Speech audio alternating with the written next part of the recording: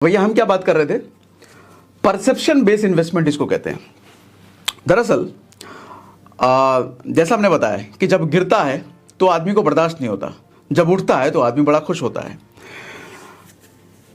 देखो, जब आप जिम जाते हो ना, और जिम में एक्सरसाइज कराने के बाद ट्रेनर आपको कहता है कि 2 दिन तक ये दर्द तुम्हारा रहेगा, घबराना मत, तो आप टेंशन फ्री रहते हो। 2 दिन दर्द आप झेल भी लेते हो, तीसरे दिन जिम करने आ भी जाते हो। जब आपको फीवर आता है, फीवर में बॉडी पूरा गर्म हो जाता है, कमजोरी आती है, बेड पे लेटे रहते हो, तो डॉक्टर कहता है दवाई खा ले, 3 दिन तक ये दिक्कत रहेगी, घबराना मत। इसी तरीके से स्टॉक मार्केट जो आप वीडियो और लग्जरी देख करके आए हो, अमीरी वॉरेन बफे और झुंझुनवाला को देख करके आए हो, किसी ने आपको ये तो बताया नहीं क्योंकि भैया इधर आए हो तो इधर एडवर्स सिचुएशन भी देखना पड़ेगा, झेलना पड़ेगा, डाउनफॉल भी तुम्हारा 10 लाख का 7 लाख बनेगा और उस वक्त टिके रहे तभी तुम खिलाड़ी बनोगे। ये तो किसी ने बताया नहीं। स्टॉक मार्केट तो ऊपर ही जाता है, ये सब सुना हमने। स्टॉक मार्केट से लोग अमीर बनते हैं तो सुना हमने, लेकिन ये गिरता भी। अच्छा, करेक्शन वर्ड सुना है? स्टॉक मार्केट में जब शेयर प्राइस नीचे आता है ना, उसको करेक्शन कहते हैं। करेक्शन करेक्शन क्यों कहते हैं सर? वो औकात पे आ रहा है जब नीचे जा रहा है। सर, शेयर मार्केट में और आदमी की जिंदगी में एक चीज तो कॉमन है, जब तक इंसान और शेयर मार्केट गिरेगा नहीं वो मजबूत नहीं होगा, और जब तक मजबूत नहीं होगा वो और तेजी से ऊपर नहीं जाएगा। तो मजबूती तो तभी है जब आप गिरोगे, औकात तो डेवलप तभी होती है जब आप गिरते हो। ऐसे शेयर प्राइस जब गिरता है तभी अपनी औकात का पता चलता है उसका। उस वक्त जो टिका रह गया वो खिलाड़ी है। परसेप्शन बेस्ड इन्वेस्टमेंट, लोगों का परसेप्शन ऐसे ही तो बनता है। किसी ने बोला स्टॉक मार्केट बेकार है, अच्छा उसका जो 3 लाख रुपए लॉस हुआ था ना उस टाइम पे अमित का, अब पता नहीं कितने लोगों को उसने बिलीफ बना दिया है कि स्टॉक मार्केट जुआ है, बेकार है। अब इतने सारे लोग स्टॉक मार्केट में कभी घुसेंगे नहीं उसकी वजह से। परसेप्शन। पता चले लखनऊ वाले चाचा का लड़का बैंक पीओ है और उसने बोल रखा अरे कहाँ ये सब में पड़े हुए, एफडी करो बहुत बढ़िया, हम देखो पीओ है, पढ़े लिखे, एफडी से बढ़िया कोई इन्वेस्टमेंट नहीं है। अब उससे जुड़े हुए जितने भी लोग होंगे सबका परसेप्शन बन जाएगा कि एफडी बढ़िया इन्वेस्टमेंट है। पता चले एक वो दूसरे चाचा का लड़का है, वो पोस्ट ऑफिस में जॉब करता है, उसने बोला पोस्ट ऑफिस में इन्वेस्ट करो, इससे बढ़िया कुछ नहीं है। उससे जुड़े हुए जितने भी लोग होंगे उनका परसेप्शन बन जाएगा पोस्ट ऑफिस में इन्वेस्टमेंट बढ़िया है। सर, रियलिटी तो किसी को पता ही नहीं चली कि रियलिटी क्या है। सबका इन्वेस्टमेंट परसेप्शन बेस्ड है। अभी एक वेब सीरीज आई थी नेटफ्लिक्स पर, अफवाह, देखना परसेप्शन कैसे क्रिएट करवाया जाता है लोगों का। अभी वो ज्योति मौर्य वाला केस, 2000 से ज्यादा महिलाओं को बुला लिया गया, उनके पतियों ने बुला लिया, यूपीएससी की तैयारी कर रही थी, ये इंपैक्ट हुआ है। रियलिटी किसी को नहीं पता, मुझे भी नहीं पता, लेकिन हम आप तो वही जानते हैं जो दिखाया गया ना, और दिखाया गया में उसमें कितनी सच्चाई है क्या पता। ये जो गलत परसेप्शन डेवलप हो रहा है ना, आपको नहीं लगता कि इसका मेन कारण संगति है? हाँ, संगति, चाहे किसी के भी, फूफा के लड़के की संगति, चाचा के लड़के की संगति, या अमित जैसे लोगों की संगति, किसी की भी संगति हो सकती है। गलत परसेप्शन बनाने में संगति तो खेल है। और ये संगति कितना इंपॉर्टेंट है जरा आपको बताता हूं। एक अर्थशास्त्री है भास्कर मजुमदार, उन्होंने कहा है कि 2 भाई के कद काठी में डिफरेंस हो सकता है लेकिन उनकी इनकम में ज्यादा डिफरेंस नहीं हो सकता। क्यों कहा उन्होंने? ध्यान से समझिए। आपको मैं कहूं कि 2 भाई ढूंढ के दिखाओ, पूरे शहर में ढूंढ लो, जो इसमें से एक भाई एकदम बहुत गरीब हो, दूसरा भाई बहुत अमीर हो, और दोनों भाई साथ रहते हो, नहीं मिलेगा सर, नहीं मिलेगा, या होगा तो बहुत रेयर होगा। कारण क्या है?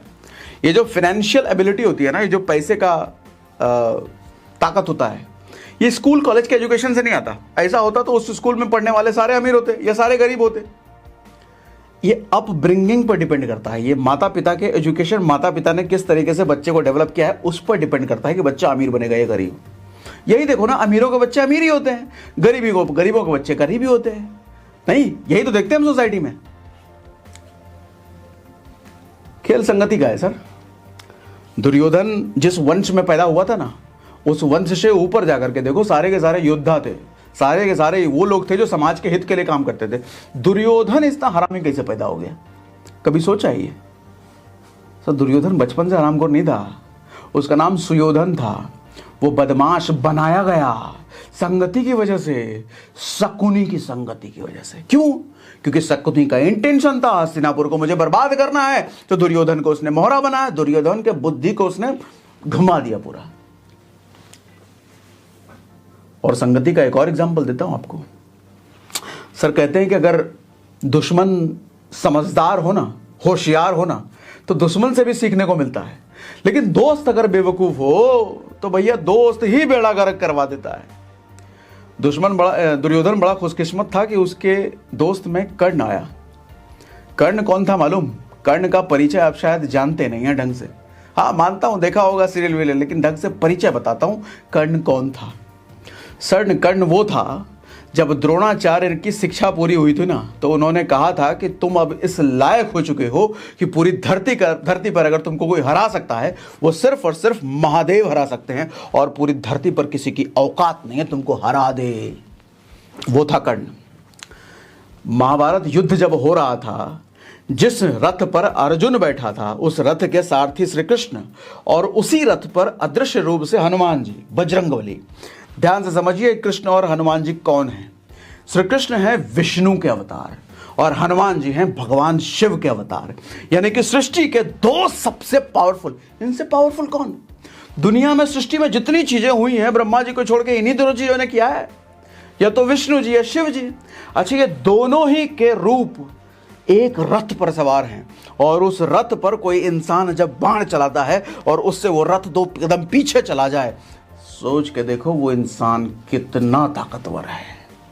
सृष्टि के 2 सबसे पावरफुल भगवान जिस रथ पर हैं, उस रथ को 2 कदम पीछे भेज देने वाला कितना ताकतवर होगा। सर एक अर्जुन क्या, 1 लाख अर्जुन मिलकर के भी एक साथ लड़ते ना, तो कर्ण को नहीं हरा सकते। वो था कर्ण। लेकिन एक मामूली से अर्जुन के बाण से मारा गया। संगति का असर, दुर्योधन की संगति का असर। मुझे नहीं लगता कि बुरी संगति से बर्बादी का इससे बेहतर एग्जाम्पल कुछ हो सकता है। अमीर बनना है ना, पैसा कमाना है ना, और संगत हो चिल्लड़ के, चोरों के, लफंगों के, कहां से अमीर बनोगे भाई? नहीं बन सकते ना, नहीं बन सकते। छोड़ दो। लीनियर थॉट और कंपाउंडिंग थॉट को समझो। आदमी लीनियर थॉट के पैटर्न पर सोचता है। क्या होता है? सिगरेट पीने वाला आदमी होता ना, करने वाला, पहली बार, अच्छा कोई अपनी मर्जी से तो नशेड़ी बनता नहीं सिगरेट का, या दारूबाज का, या ड्रग्स का, अपनी मर्जी से नहीं बनता। कोई ना कोई दोस्त के भेष में वो जो रावण आता है, अरे ले ना, कौन देख रहा है, ले एक बार ले लिया, 2 दिन बाद फिर मिला, अरे लेना, अरे नहीं यार परसों कर लिया था, ठीक नहीं लगा, अरे इतने में थोड़ी कुछ होता है, ले। 2 दिन बाद फिर मिले, अरे लेना, अरे इतने में कुछ होता है। ऐसे इतने में कुछ होता है, करते किस दिन वो कंपाउंडिंग रिजल्ट आदत में शामिल हो जाता है, उसे पता ही नहीं चलता। और अब कहता है सिगरेट तो छोड़ता ही नहीं है मेरे से, आदत हो गई है। दिन भर में जब तक 5-6 सुट्टा ना मारे, आज भूख नहीं लगती, प्रेशर नहीं बढ़ता, काम नहीं होता, फोकस नहीं होता। सो दुनिया में कोई भी चीज अगर आप लगातार कर रहे हो ना, उसका रिजल्ट आपको कंपाउंडिंग वे में मिलेगा। लेकिन आदमी सोचता लीनियर वे में है।